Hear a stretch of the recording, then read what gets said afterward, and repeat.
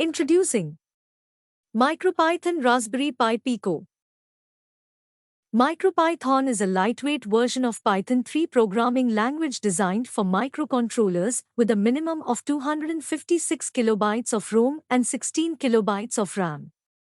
MicroPython supports chips like ESP32, ESP80-66, STM32, NRF52, W600, RP2040, etc. Raspberry Pi RP2040 is a new microcontroller based on ARM M0 Plus architecture, which is developed completely Raspberry Pi Foundation. MicroPython coding is easy for students who want to learn the embedded systems.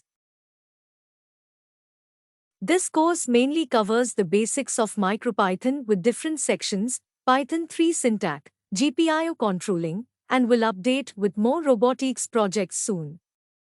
Students can expect regular updates on our Pi Pico with MicroPython.